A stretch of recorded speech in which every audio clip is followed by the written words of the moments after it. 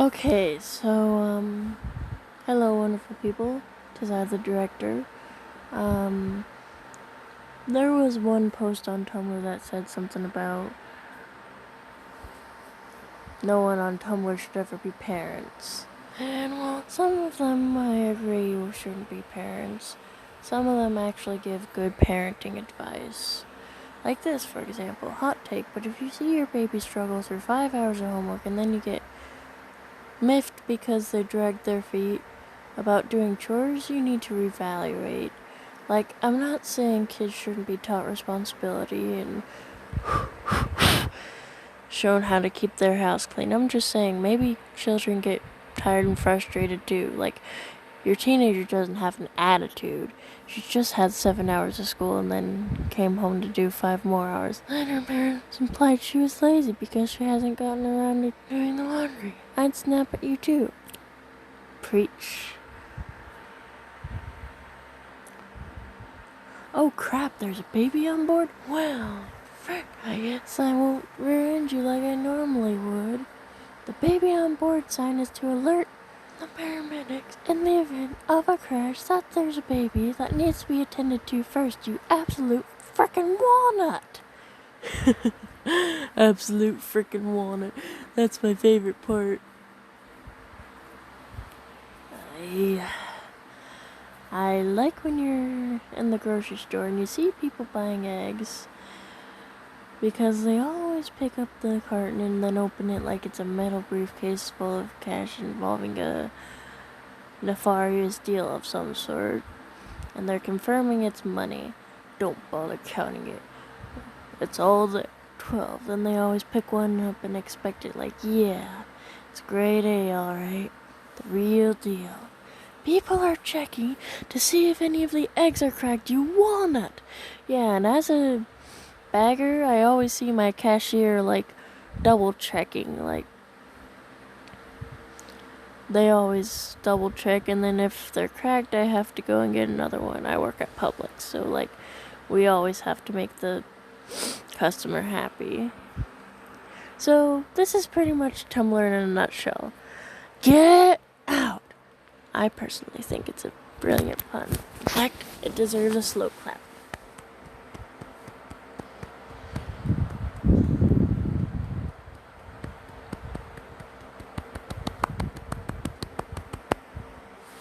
Alright, next one. Don't raise your children the way your parents raised you. They were born for a different time. 600 gosh darn AD. 600 gosh darn AD.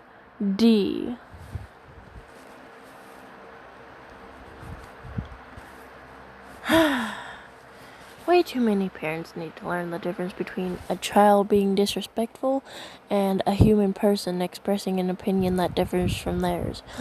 My mom had a nice technique for this.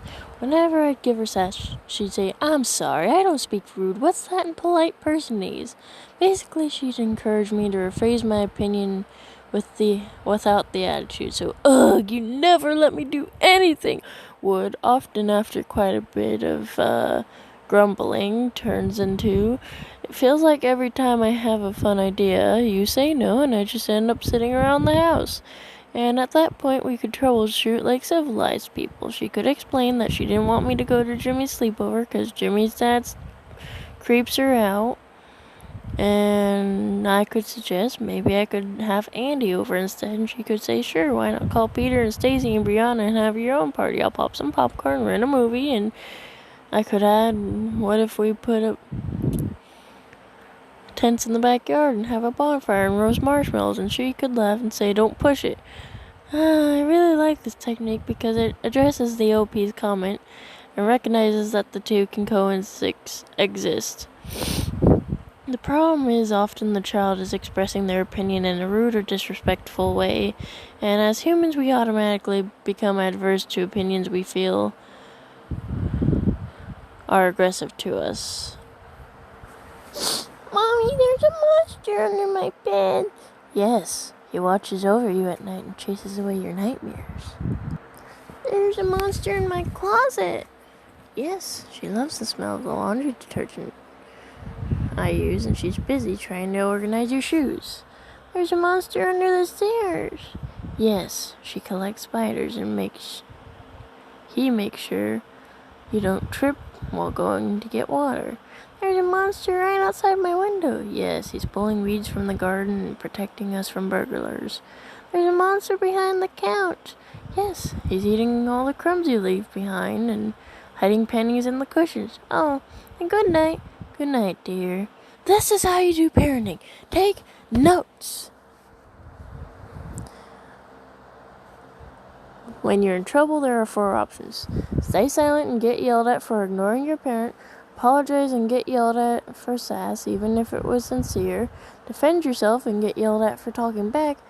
Answer any questions your parent asked you and get yelled at for sass, again, even if it's sincere. Like, what am I supposed to do when I get yelled at for literally everything? Cry, then get yelled at for crying. Literally, though, that's what happens.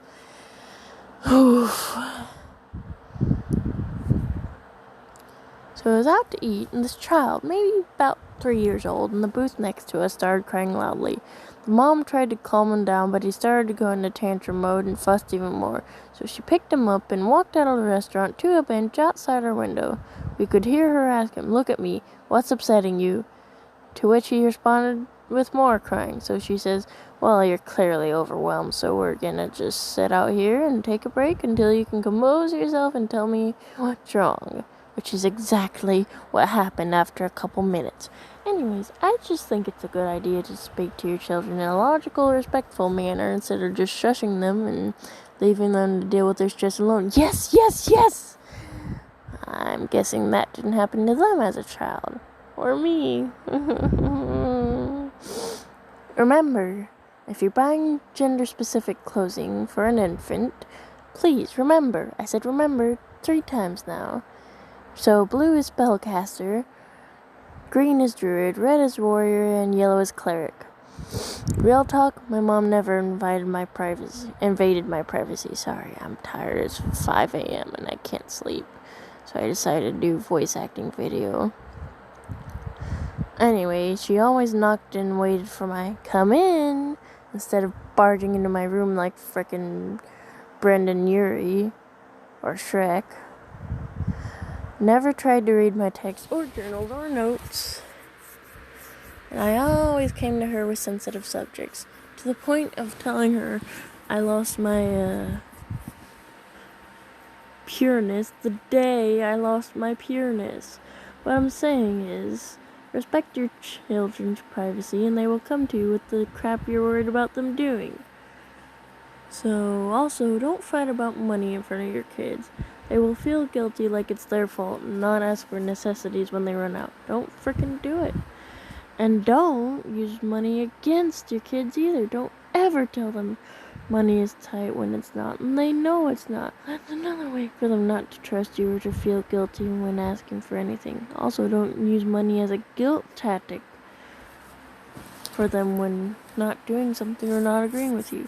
I buy your food and your clothes and this and that, and this is how you're paying me. They didn't ask me more. You made the choice to have a child and take care of them as a responsible parent. Don't throw that guilt on them and make them feel like crap over what they couldn't control. I really feel this one too. My parents always fought over money and just, well, they always fought anyway, but whatever. If you ever have children, you could introduce them to people by saying, "Hey, wanna see what I made?"